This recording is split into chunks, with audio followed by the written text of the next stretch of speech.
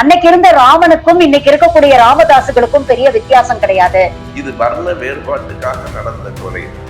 எனவே அதுவும் ஒரு ஆணவ கொலை. டாக்டர் தமிழிசை சவுந்தரராஜன் இதை வன்மையாக கண்டித்திருக்கிறார். பாரதிய ஜனதா கட்சி இதை எதிர்க்கவில்லை என்றால் தான் அது செய்யும். வன்னிய அரசு சரியாக இருக்கிறார், தமிழிசை சரியாக வாய்ப்பு. இந்த ஆட்சியில் குறையே இல்லையா என்று கேட்டால், குறையே இல்லாத தனி மனிதன், கட்சி, ஆட்சி எதுவும் இருக்க முடியாது உலகம். இந்த சாதிக்கு எதிரான ஒரு சட்டத்தை கொண்டு வர சொல்வதுதானே என்றால், சட்டம் வருவதில் ஒன்றும் பிழை இல்லை. ஆனால் இருக்கிற சட்டத்தை வைத்தே தண்டிக்க முடியும். அது கொலை, அது தண்டனை அல்ல, கொலை தான்.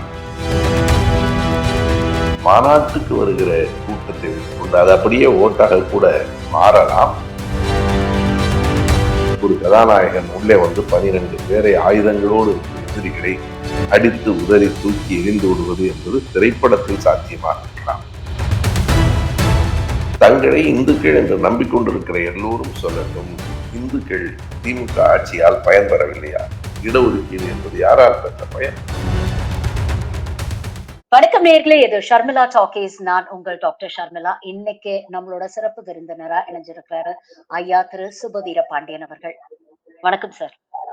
வணக்கம். வணக்கம். நேத்து மயிலாப்பூர்ல பாத்தீங்கன்னா ஆணவ கொலைகளுக்கு எதிராக ஒரு கருத்தரங்கு நடந்தது. ஆணவ கொலைகளுக்கு எதிராக ஒரு தனி சட்டம் கொண்டு வரணும் அப்படின்னு பேசும் பொழுது அங்கே விடுதலை சிறுத்தைகள் கட்சியை சேர்ந்த அண்ணன் வன்னியரசு அவர்கள் ஒரு முக்கியமான ஒரு கருத்தை வச்சிருக்கிறாரு. அதாவது ஆணவ கொலைகள் இன்னைக்கு நேத்து நடக்குதுன்னு நீங்க நினைச்சிட்டு இருக்கீங்க, ஆனா ராமாயண காலத்துல இருந்து இது நடந்துகிட்டு இருக்கு.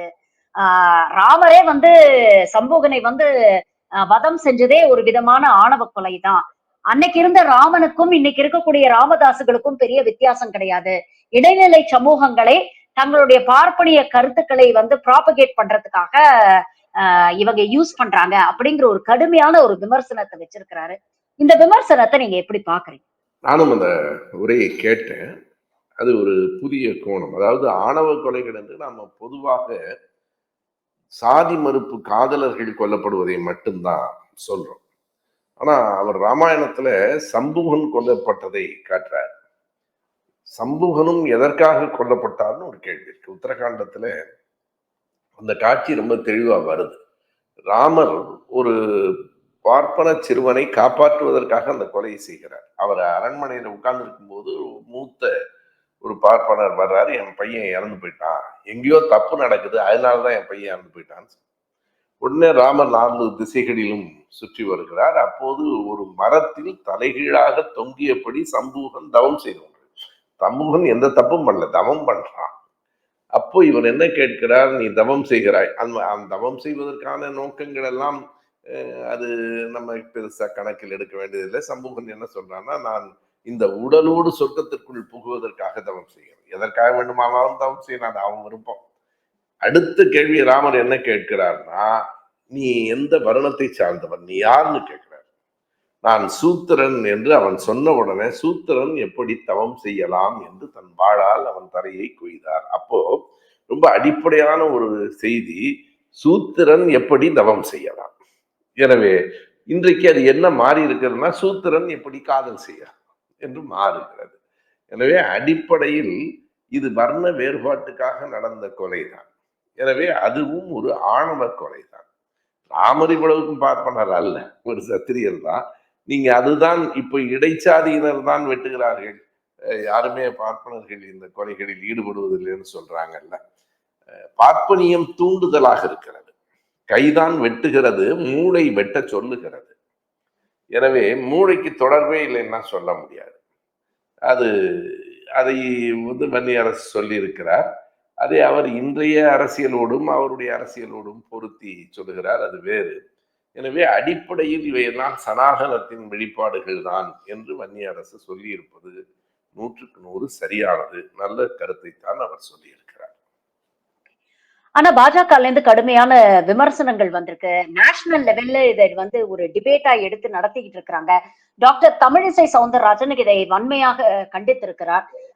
அது மட்டும் இல்ல, அதை தாண்டி ஒரு கேள்வியும் வச்சிருக்கிறாரு. ஆணவ கொலைகள் சாதிய கட்டமைப்பினாலையும் இந்த சாதிய வேற்றுமைகள்னாலயும் நடக்குதுன்னா இதற்கான தனி சட்டம் கொண்டு வரணும் அப்படின்னு உங்க கூட்டணி கட்சியான திராவிட முன்னேற்ற கழகத்துக்கு நீங்க அழுத்தம் கொடுத்து கொண்டு வருவது தானே? இப்ப பாஜக ஆட்சியில நாங்க ராஜஸ்தான்லயும் உத்தரப்பிரதேசையும் இது போன்ற சட்டங்களை கொண்டு வரலையா? அதை கொண்டு வரதை விட்டுட்டு எதுக்கு தேவையில்லாம இந்து மதத்தையும் இந்துக்களோட மனசையும் புண்படுத்துறீங்க அப்படிங்கிற ஒரு கேள்வியை எழுப்பியிருக்காங்க. இதை எப்படி பாக்குறீங்க?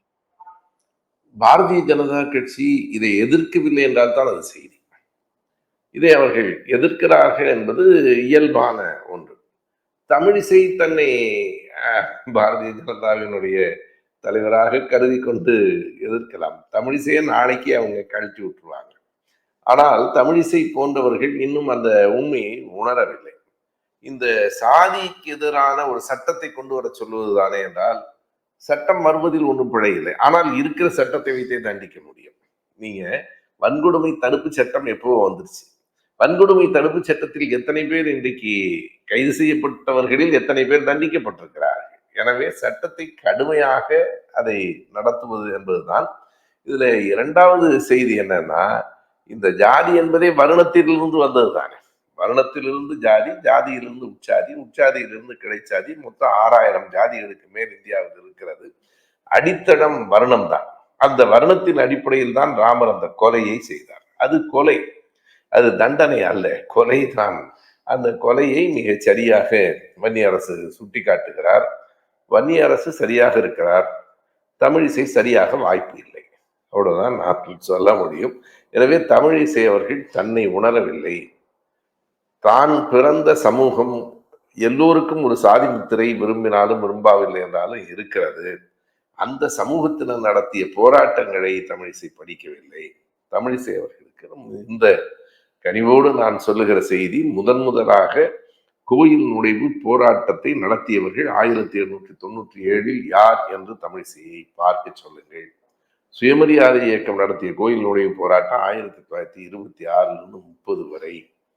மதுரையில் வைத்தியநாதையர் அழைத்து கொண்டு போனது 39.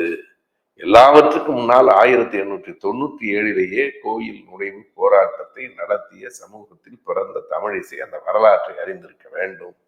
எனவே இன்றைக்கு நடந்து கொண்டிருப்பதை வன்னிய அரசுக்கு ஆதரவாக தமிழிசை அவர்கள் பேசவில்லை என்றாலும் எதிர்த்து பேசாமல் இருந்திருக்க வேண்டும். அது அவர் இருக்கிற கட்சிக்கு அது வாய்ப்பு இல்லை. எனவே அவர் பேசுகிறார்.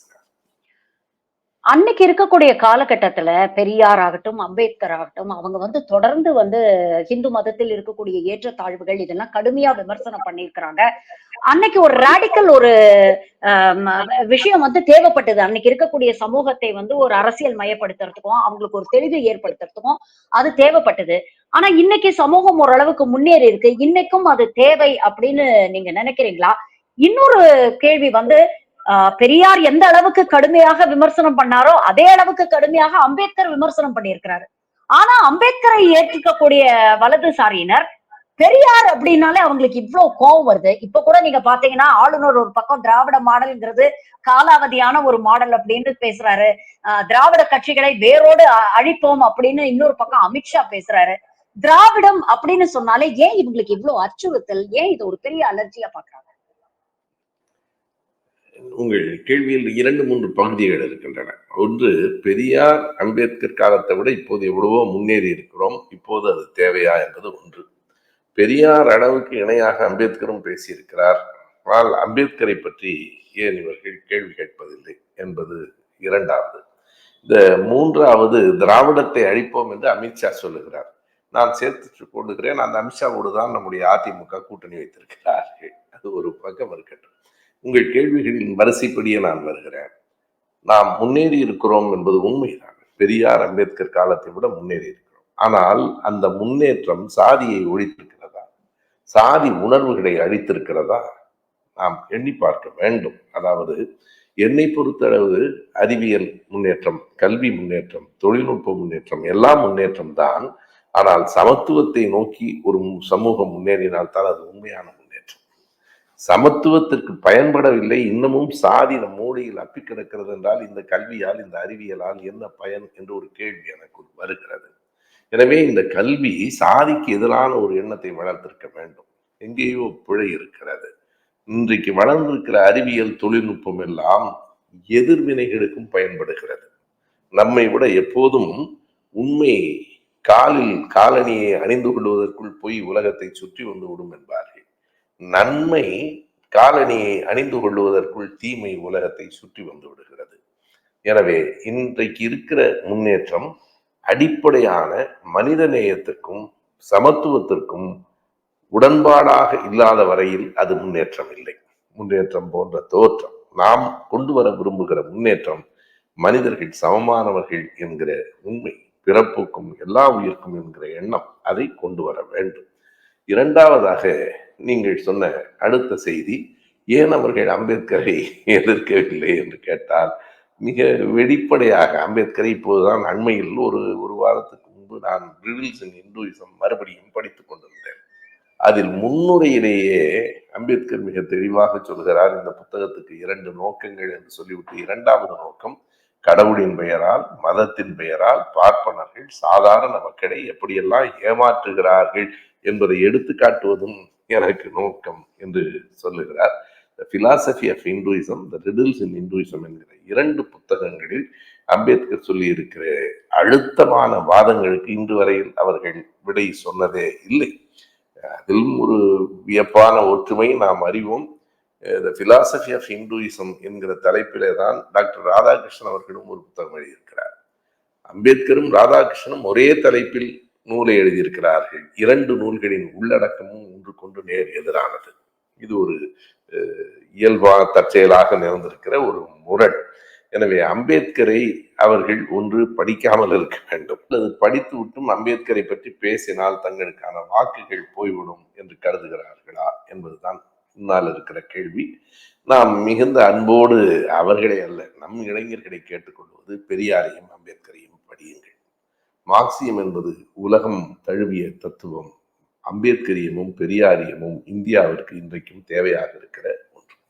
பிறகு நீங்கள் கேட்ட இந்த 3வது வினா, அமித்ஷா இப்படி சொல்லி இருக்கிறாரே, அமித்ஷாவோடு பொதுவாகவே திராவிடம் என்றால் ஏன் இவ்வளவு கடுமையாக எதிர்க்கப்படுகிறது? இங்கே பிஜேபியினர் மட்டுமல்ல, தமிழ் தேசியர்கள் என்று தங்களை சொல்லிக் கொள்ளுகிறவர்களும் திராவிடத்தை தான் திரும்ப திரும்ப கடுமையாக எதிர்க்கிறார்கள்.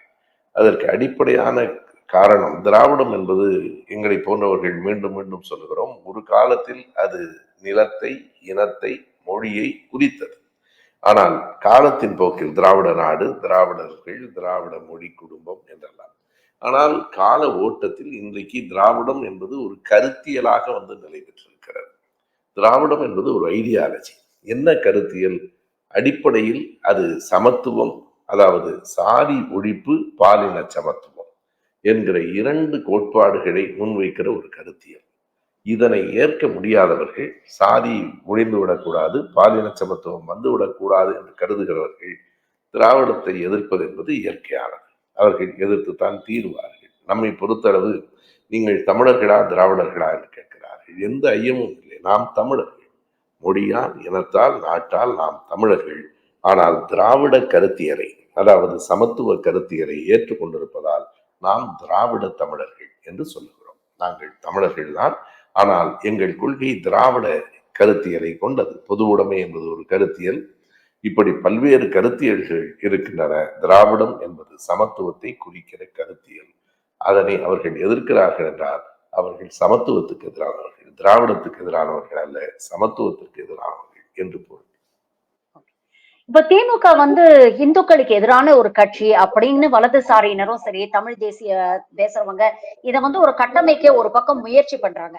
ஆனா இன்னொரு பக்கம் த சோகால்டு நடுநிலையாளர்கள் அப்படின்னு இருக்கிறவங்க வந்து என்ன சொல்றாங்கன்னா, எதற்கு இவ்வளவு தீவிரமான ஒரு விமர்சனத்தை இப்ப வைக்கிறீங்க? பெரியார் ஒரு காலத்துல பேசினார்னா அதெல்லாம் ஓகே. ஆனா இன்னைக்கு இது போன்ற விமர்சனங்கள் மூலமாக பாஜக விரிக்கக்கூடிய அந்த கல்ச்சுரல் ட்ராப் அப்படிங்கறதுல நீங்களா வாண்டடா போய் மாட்டிக்கிறீங்க. ஏற்கனவே உதயநிதி இந்த மாதிரி சனாதனத்தை வந்து டெங்கு கொசு மாதிரி அதை அழிக்கணும் அப்படின்னு பேசும்பொழுதே அது நாடளவில் எதிரொலித்தது. அப்ப நடந்த மகாராஷ்டிரா தேர்தல்ல இதை ஒரு பிரச்சாரமா வந்து பாஜக பயன்படுத்திச்சு அப்படின்லாம் நம்ம பார்த்தோம். இப்ப பீகார் தேர்தல் வரப்போகுது, முதலமைச்சர் நாளைக்கு அங்க போக போறாரு, ராகுலுடைய யாத்திரையில கலந்துக்க. இது மீண்டும் வந்து இந்தியா கூட்டணிக்கு ஒரு நெருடலை ஏற்படுத்தும் அப்படின்னு விமர்சனம் வைக்கிறாங்களே, இதை எப்படி நம்ம பார்க்கலாம்? அதாவது 2 செய்தி. திமுக இந்துக்களுக்கு எதுவும் செய்யவில்லையா? ஒன்று. இந்துக்களை பற்றி இப்போது திமுக பேச வேண்டும். 2 இரண்டையும் நீங்கள் கேட்டிருக்கிறீர்கள். இந்துக்களுக்கு திமுக எதுவும் செய்யவில்லை என்பதை விட அபத்தமான செய்தி வேற ஒன்றும் இருக்காது. நான் திமுகவும் இந்துக்களும் என்றே ஒரு புத்தகம் எழுதியிருக்கிறேன். இடஒதுக்கீட்டில் பயன்பெற்றவர்கள் எல்லாம் யார்? இந்துக்கள் இல்லையா? இஸ்லாமியர்கள் தான் பயன்பெற்றார்களா? கிறிஸ்தவர்கள் தான்? இந்துக்கள் தான் பயன்பெற்றார்கள். அதாவது நீங்கள் இந்துக்கள் என்று குறிப்பிடுகிற அந்த மக்கள், இந்து மதம் என்று ஒரு மதத்தை உங்களால் காட்ட முடியாது. சைவம் உண்டு, வைணவம் உண்டு. இந்து மதம் என்பது ஒரு உருவாக்கப்பட்ட அல்லது ஒரு கற்பிதமாக இருக்கிற மதம். போகட்டும். தங்களை இந்துக்கள் என்று நம்பிக்கொண்டிருக்கிற எல்லோரும் சொல்லட்டும். இந்துக்கள் திமுக ஆட்சியால் பயன்பெறவில்லையா? இடஒதுக்கீடு என்பது யாரால் பெற்ற பயன்? இருமொழி கொள்கையால் ஆங்கிலம் படித்து இன்றைக்கு வெளிநாடுகளில் நம் பிள்ளைகள் இருக்கிறார்களே, அது யார் கொண்டு வந்த ஒரு திட்டம்? நீங்கள் பல்வேறு எத்தனை கோயில்களுக்கு குடமுழுக்கு செய்திருக்கிறார்கள் என்பதை தாண்டி உழைக்கும் மக்களில் கை ரிக்ஷாவை ஒழித்து சைக்கிள் ரிக்ஷாவை கொடுத்தாரு. கை ரிக்ஷா ஓட்டி கொண்டு வந்தவர்கள் யாரும் இந்துக்களே இல்லையா? யாரெல்லாம் இந்த தேசத்தில் பயன்பெற்றிருக்கிறார்களோ அவர்கள் ஒரு முதல் தலைமுறை மாணவர்களுக்கு ஒரு 10 விழுக்காடு கூடுதல் என்று சொன்னால் அதனால் யார் பயன்பெறுகிறார்கள்? சமத்துவபுரத்தால் யார் பயன்பெறுகிறார்கள்? டைடல் பார்க்கால் யார் பயன்பெறுகிறார்கள்? கலைஞரின் ஆட்சியில் ஒரு பக்கத்திலே உழவர் சந்தை, இன்னொரு பக்கத்திலே டைடல் பார்க், இரண்டையும் நாம் ஒப்பிட்டு பார்க்க வேண்டும். எனவே இந்துக்கள் தான் இந்தியாவில் பெரும்பான்மையாக இருக்கிறார்கள் என்றால் பயன்பெற்ற மக்களிலும் பெரும்பான்மையானவர்கள் இந்துக்கள் தான். இன்றைக்கும் விடியல் பயணம் என்றால் பெண்களுக்கான அந்த பயணத்தில் இந்து பெண்கள் யாரும் பயணம் செய்யவே இல்லையா? காலை உணவு திட்டத்தில் இந்து குழந்தைகள் யாரும் பயன்பெறவே இல்லையா? எனவே இந்துக்களுக்கு திமுக எதிரி என்றால் எப்படி என்று சொல்ல சொல்லுங்கள். எந்த கோயிலையாவது உடைத்திருக்கிறார்களா? உங்கள் இந்து மத பண்டிகையை கொண்டாடக்கூடாது என்று சொல்லி இருக்கிறார்களா? திமுக கொண்டாடுகிறதா இல்லையா என்பது வேறு. திமுக அரசு வாழ்த்து சொல்லுகிறதா இல்லையா என்பது வேறு. நாளைக்கு விநாயகர் சதுர்த்திக்கு ஏதாவது திமுக தடை போட்டிருக்கிறதா? எந்த விதத்திலும் எந்த மதத்துக்கும், இந்து மதத்துக்கு என்று அல்ல, எந்த மதத்துக்கும் ஒரு அரசு எதிராக இருக்க முடியாது. திமுக ஒரு நாளும் இருந்ததில்லை. இந்த நேரத்தில், தேர்தல் நேரத்தில் திமுக இதை பற்றி எல்லாம் பேச வேண்டுமா, உதயநிதி பேசலாமா என்று கேட்பதெல்லாம் இப்படி ஒரு காரணம் காட்டி எதுவும் பேசக்கூடாது என்பதற்காகத்தான். இன்றைக்கும் ஒன்று நான் தெளிவாக உணர்வேன். தேர்தலுக்கு தொடர்பில்லாத அமைப்புகள் பேசுவது என்பதும் ஒரு தேர்தல் அரசியல் கட்சி பேசுவது என்பதற்கும் வேறுபாடு இருக்கிறது. தேர்தலில் இருக்கிற கட்சிகள் சிலவற்றை அளந்துதான் பேச முடியும். அது ஒரு சமரசம், அது இல்லாமல் முடியாது. ஆனால் அந்த சமரசம் இல்லை என்றால் ஆட்சிக்கு வர முடியாது. ஆட்சிக்கு வரவில்லை என்றால் ஐயா பெரியார் அவர்களின் திராவிட கருத்தியல் சிந்தனைகளை மக்களிடம் கொண்டு செல்லவும் முடியாது. பெரியார் மிக உறுதியாக பேசியவர், அண்ணா கொஞ்சம் நெடிவு சுழிவாக பேசியவர். அப்படி பேசிய காரணத்தால் தான் பெரியாரின் சிந்தனைகளை இலக்கியங்களாக, எழுத்துகளாக, சட்டங்களாக அண்ணா மக்களிடம் கொண்டு சென்றார். எனவே அதில் ஒரு சமரசம் இருந்தே தீரும். அந்த சமரசம் நன்மையை நோக்கியதாக இருக்கிறது என்று நான் கருதுகிறேன். இப்போ சமீபத்தில் களத்தில் இறங்கிருக்கிற நடிகர் விஜய் பாத்தீங்கன்னா ஒரு புதுவிதமான ஒரு சமரசத்தை பண்ணிட்டு இருக்காரு. இந்த பக்கத்துல இருந்து பெரியாரை எடுத்துக்கிறாரு, அண்ணாவை எடுத்துக்கிறாரு, அந்த பக்கத்துல இருந்து எம்ஜிஆர் எடுத்துக்கிறாரு. எல்லாம் சேர்ந்த ஒரு கலவை நான் அப்படின்னு வந்து நிக்கிறாரு. இவரை எப்படி பாக்குறது? இவருடைய கருத்தியல்ல வந்து ஒரு ஒரு ஆழம் இருக்கா? ஒரு புரிதல் உண்மையிலேயே அவருக்கு இருக்கா? அவருடைய அரசியல் எதிர்காலத்தை நீங்க எப்படி பாக்குறீங்க? பெரியாரை எடுத்துக்கொள்ளுகிறார், அம்பேத்கரை எடுத்துக்கொள்ளுகிறார், காமராஜரை எடுத்துக்கொள்ளுகிறார் என்றால் அவர்களின் கொள்கைகளை எடுத்துக்கொள்ளுகிறாரா, அவர்களின் படங்களை எடுத்துக்கொள்ளுகிறாரான்னு ஒரு கேள்வி இருக்கிறது. பெரியாரின் கொள்கை பற்றி அவர் என்ன பேசுறார்? அம்பேத்கரின் சிந்தனைகளை பற்றி அவர் என்ன பேசுறார்? படம் அவர் ரொம்ப செலக்டிவா சொல்றாரு. பெரியாருடைய கொள்கையை நான் ஏத்துக்கிறேன், கடவுள் மறுப்பை தவிர நான் மத்ததெல்லாம் ஏத்துக்கிறேன் அப்படின்னு வெளிப்படையா பேசுறாரு. ஆக கடவுள் மறுப்பை தவிர எல்லாவற்றையும் ஏற்றுக்கிறேன் என்றால் அவர் மூட நம்பிக்கைகளை எதிர்த்து கூட்டங்களில் பேசியிருக்கிறாரா? சமூக நீதிக்காக குரல் கொடுத்திருக்கிறாரா? இன்றைக்கு வரைக்கும் சமூக நீதி இவை பற்றிய சிந்தனைகளை இப்போதுதான் வந்திருக்கிறார். வர தொடங்குகிற போது ஏதாவது கவனிக்கத்தக்க விதமாக பேச வேண்டும் என்கிற எண்ணம் இயல்பாக எல்லோருக்கும் இருக்கும். எனவே அவர் பேசிய அந்த உரையை 36 நிமிடங்களை நானும் முழுமையாக கேட்டேன். அந்த உரையில் ஒரு ஆர்ப்பாட்டம் இருந்தது, ஒரு பேசுகிற அழகு கூட இருந்தது. ஆனால் உள்ளீடு இல்லை. அதில் உள்ளடக்கம் மிக மிக குறைவாக இருந்தது. எந்த ஒரு கொள்கை பற்றிய விமர்சனமோ அல்லது அந்த கொள்கையை ஏற்றுக்கொண்டதற்கான காரணமோ எது அந்த கொள்கை என்பதோ அவர் விளக்கவில்லை. வந்த ரசிகர்களும் அவற்றையெல்லாம் எதிர்பார்த்ததாக எனக்கு தெரியவில்லை. அவர்கள் ஒரு திரைப்பட நடிகரை பார்க்க வந்தார்கள், பார்த்து விட்டார்கள். இவர் ரசிகர்களை பார்க்க வந்தார், பார்த்து விட்டார், அவ்வளவுதான். அதற்கு பிறகு கால ஓட்டத்தில் என்ன நடக்கும் என்பதை நாம் பொறுத்திருந்து பார்க்க வேண்டும். மாநாட்டுக்கு வருகிற கூட்டத்தை வைத்துக் கொண்டு அது அப்படியே ஓட்டாக கூட மாறலாம். ஆனாலும் நாம் ஒன்றை எண்ணி பார்க்க வேண்டும். எனக்கு அது 1,00,000 பேராக இருக்கும் என்று தோன்றுகிறது. 5,00,000 என்கிறார்கள், இருக்கட்டும். 5,00,000 என்றால் கூட 4 கோடிக்கு மேல் வாக்காளர்கள் இருக்கிறார்கள் என்பதை மறந்துவிடக்கூடாது. திமுகவுக்கும் அதற்கு அடுத்த நிலையில் அதிமுகவுக்கும் ஒரு அமைப்பு வலிமை இருக்கிறது, ஒரு ஸ்ட்ரக்சுரல் ஸ்ட்ரென்த் இருக்கிறது. இன்றைக்கு வரைக்கும் 234 தொகுதிகளிலும் எல்லா வாக்குச்சாவடிகளிலும் எல்லா கட்சிகளாலும் ஒரு பூத் கமிட்டியை கூட அமைத்து விட முடியாது. அந்த அமைப்பு வலிமை இருக்கிறது. புதிதாக வந்திருக்கிறார், வருகிற போதே எல்லோரும் தங்களை எம்ஜிஆர் என்று நினைத்துக் கொண்டே வருகிறார்கள். அதுதான் சிக்கல். எம்ஜிஆரினுடைய பின்புலத்தை அறிய வேண்டும். எம்ஜிஆர் நேற்றைக்கு வந்து இன்றைக்கு முதலமைச்சராக இல்லை. 1953 அவர் கட்சியிலே சேர்ந்தார்.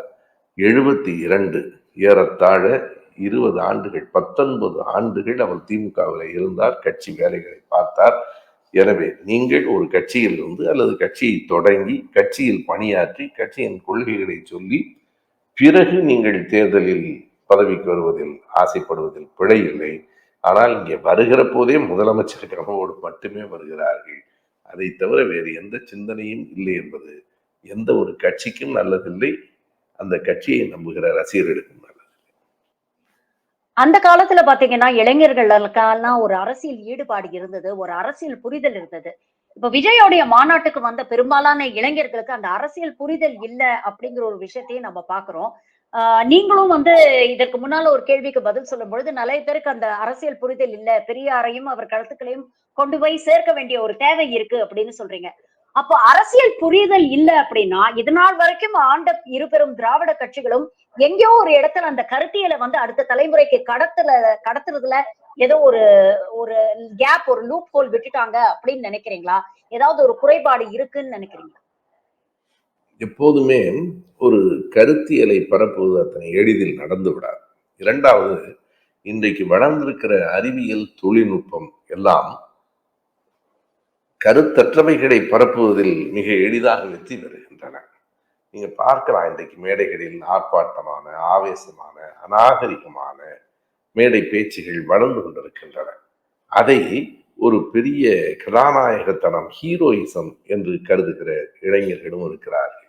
நிதானமான பேச்சுகள் மெதுவாய்த்தான் போய் சேருகின்றன. அதற்காக நாமும் அவர்களைப் போல ஒரு கண்ணியம் இல்லாமல் பேச முடியாது. இன்றைக்கு வளர்ந்திருக்கிற தொழில்நுட்பம், அறிவியல் எல்லாவற்றையும் மிக விரைவாக கொண்டு போய் இளைஞர்களிடம் சேர்க்கிறது. திரைப்படம் போலவே அவர்கள் அரசியலையும் வாழ்க்கையையும் பார்க்கிறார்கள். ஒரு கதாநாயகன் உள்ளே வந்து 12 பேரை ஆயுதங்களோடு இருக்கிற எதிரிகளை அடித்து உதறி தூக்கி எரிந்து விடுவது என்பது திரைப்படத்தில் சாத்தியமாக இருக்கலாம்.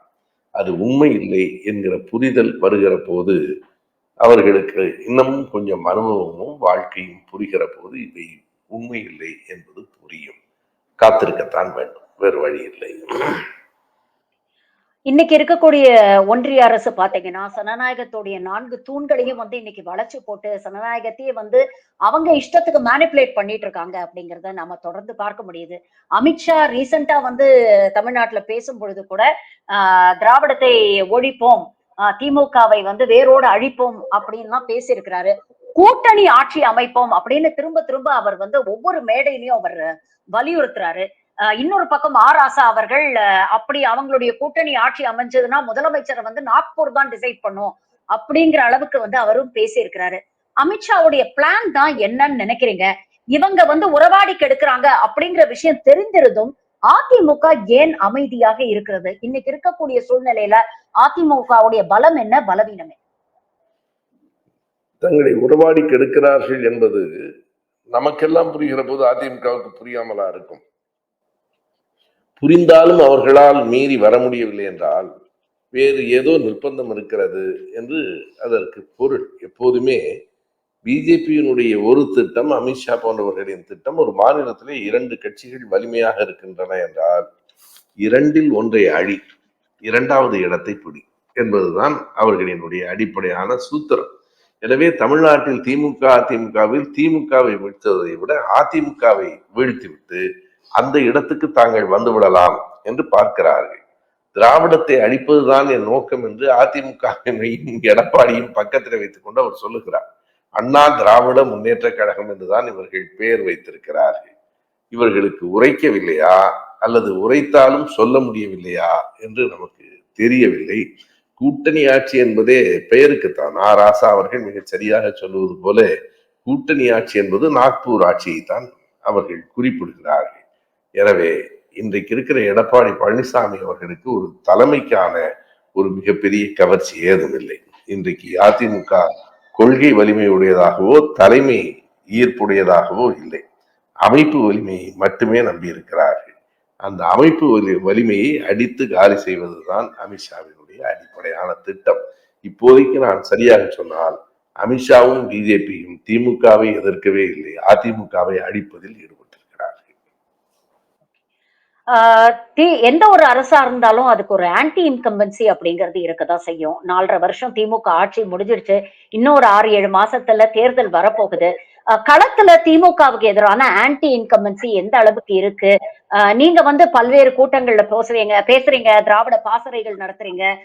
இங்க இருக்கக்கூடிய மக்களை அரசியல் மயப்படுத்துறதுக்கும், அடுத்த தலைமுறைக்கு இந்த கருத்தியெல்லாம் கொண்டு போய் கடத்துறதுக்கும் நிறைய முயற்சிகளை நீங்க எடுக்கிறீங்க. களத்துல நீங்க பார்க்கக்கூடிய உண்மையான நிலவரம் என்ன? 2026 தேர்தல் எப்படி இருக்கும்னு நினைக்கிறீங்க? எப்போதுமே ஆளுங்கட்சிக்கு எதிரான ஒரு கருத்து நிலை இருந்து கொண்டுதான் இருக்கும். சமூகத்தில் எவ்வளவு நல்ல ஆட்சியாக இருந்தாலும் சில எதிர்ப்புகள் இருக்கும். ஆனால் அதே நேரத்தில் மக்களால் ஒப்பிட்டு பார்க்க முடியும். இந்த ஆட்சியில் குறையே இல்லையா என்று கேட்டால், குறையே இல்லாத தனி மனிதன், கட்சி, ஆட்சி எதுவும் இருக்க முடியாது உலகத்தில். குறைகள் கூடுதலா நன்மைகள் கூடுதலா என்று மக்கள் இயல்பாக ஒப்பிட்டு பார்ப்பார்கள். குறை மனிதனிடம் இருக்கும் என்பதால் தான் வள்ளுவரே குணம் நாடி குற்றமும் நாடி என்று சேர்த்து சொல்லுகிறார். இல்லை என்றால் குணமுள்ளவனை மட்டும் நாடு என்று அவர் சொல்லியிருக்கலாம். குற்றமும் நாடு இருக்கும் என்று அவர் ஏற்கிறார். இருக்கலாம். ஆனால் இன்றைக்கு மக்களுக்கு தெரியும், நீங்கள் என்னதான் கவர்ச்சி வசனங்கள், ஆளுங்கட்சிக்கு எதிரான உரைகள் எல்லாம் இருந்தாலும் இந்த ஆளும் அரசு செய்திருக்கிற திட்டங்கள் மக்களை இயல்பாக சென்றடைந்திருக்கின்றன. நான் பார்க்கிற வரையில் மிக பெரும்பான்மையாக எல்லா பகுதியினரும் ஏதாவது ஒரு வகையில் நன்மை அடைந்திருக்கிறார்கள். பெண்களோ, மாணவர்களோ, தொழிலாளர்களோ ஒரு நன்மை அடைந்திருக்கிறார்கள். எங்கேனும் சில தவறுகளும் நடந்திருக்க கூடும், இல்லை என்று சொல்லவில்லை. எதிர்கட்சிகள் அந்த தவறுகளை பெரிதாக காட்டுவார்கள். அதுதான் அவர்களுக்கான இயல்பு. நாம் எதிர்கட்சியாக இருந்தாலும் அப்படித்தான் செய்வோம். எனவே அதனை காட்டிலும் நாம் என்னதான் எதிர்கட்சிகள் சொன்னாலும், என்னதான் ஆளுங்கட்சிகள் அதை சமாளித்தாலும் மக்களுக்கு தெரியும். மக்களை பொறுத்தளவு எதுவும் தெரியாதவர்கள் இல்லை. எனவே இந்த அரசின் திட்டங்கள் மக்களை சென்றடைந்திருக்கின்றன. பெருவாரியான மக்களிடம் ஆதரவு இருக்கிறது. என்னுடைய கணிப்பு, இதுவரையில் தமிழ்நாட்டில் நடந்த தேர்தலில் 1971 தான் மிக கூடுதலான இடங்களை திமுக கழகம் பெற்றது, 184 இடங்கள். அதனை தாண்டி இதுவரை திமுகவோ வேறு கட்சியோ இடங்களை பெறவில்லை. 2026 திமுக கழகம் அதனையும் தாண்டி 200 என்கிற எண்ணிக்கையை தொடும் என்று நான் நம்புகிறேன். பல விஷயங்களை இன்னைக்கு எங்களோட பகிர்ந்துட்டீங்க. உங்கள் நேரத்துக்கும் கருத்துக்களுக்கும் மிக்க நன்றி sir. Thank you very much for joining. வணக்கம்.